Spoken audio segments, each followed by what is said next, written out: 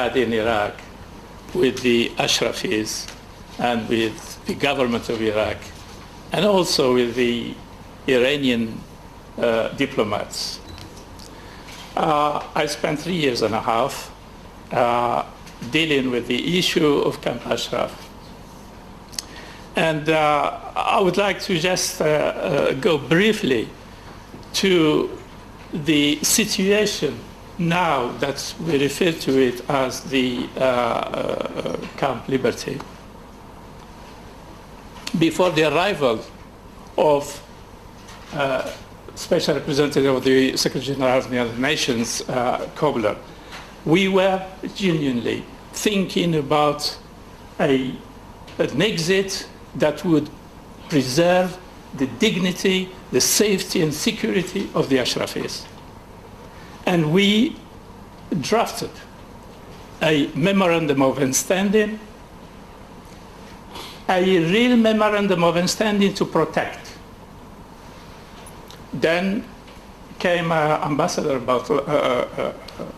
Kobler. I advised him, I was his advisor. So, from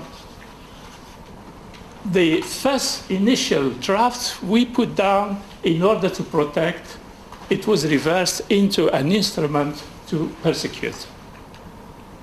And indeed, we argued that Ashraf is a 25 years place of residence of these people. Why should we send them out of this place? Why should we relocate them while we could do exactly the same job from Ashraf and find an exit directly from Ashraf? No, that was not the intention. The real intention of the MOU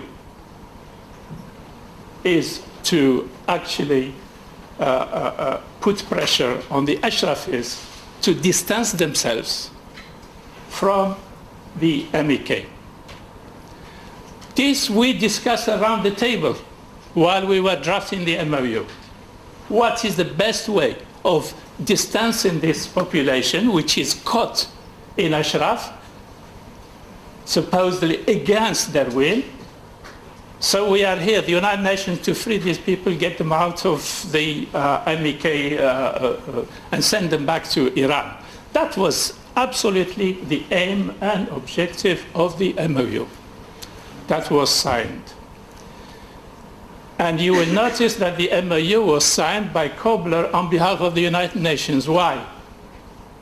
It's because within the United Nations organization, there are some decent organizations. It was supposed to be signed between UNAMI, UNHCR, and the government of Iraq. The UNHCR said, no, we don't want to be part of this deal. So Kobler signed on behalf of the whole organization and made it an instrument for relocation. But we technically discussed it around the table that this is not a relocation, this is an eviction, a forcible eviction. And there are rules and regulations that apply to forcible eviction. And according to the United Nations fundamentals, when you evict somebody from their house, you give them the alternative of same standard or better. And we decided that it's a relocation. We will preserve the safety and the dignity of these people, and we will give them Camp Liberty. I was the first one to visit Camp Liberty, and I was shocked.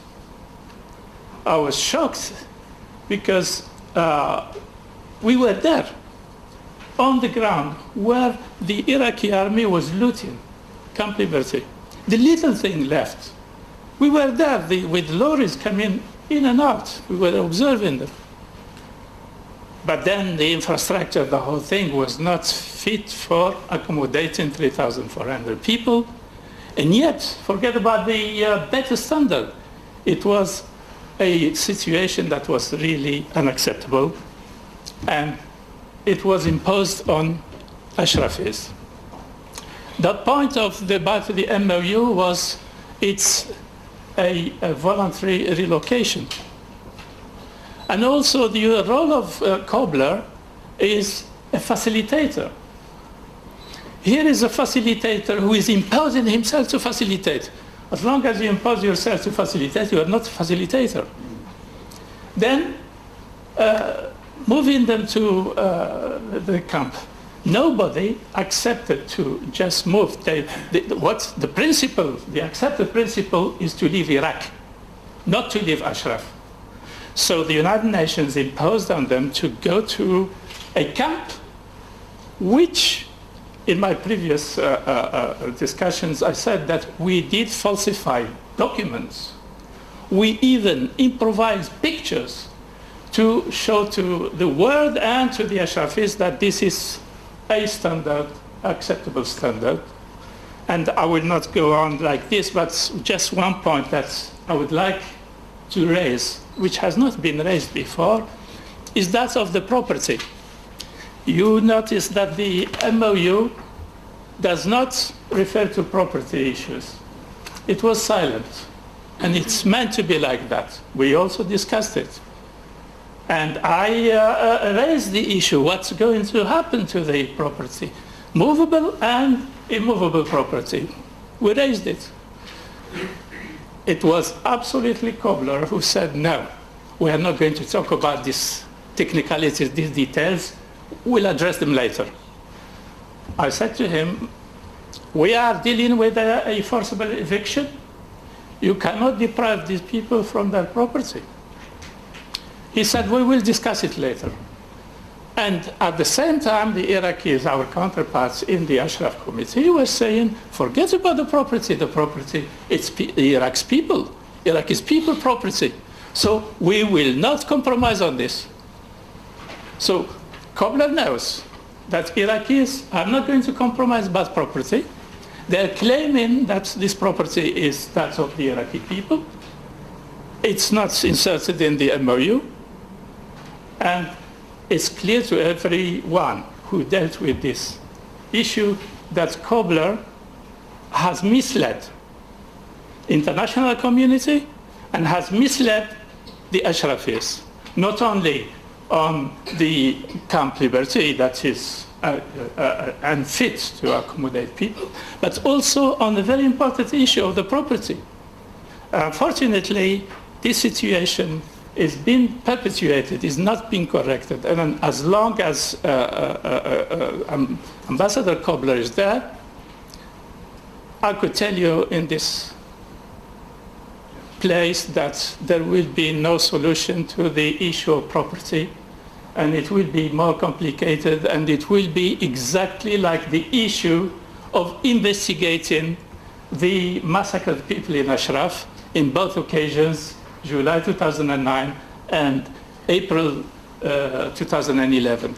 Two massacres. The United Nations called for investigation. The Iraqis said, forget investigation. There had never been any investigation. And this is total impunity that Kobler is approving.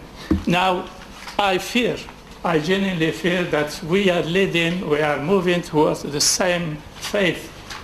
As far as property is concerned, there will be a day where they say, forget it, and let's move on. I thank you very much for this.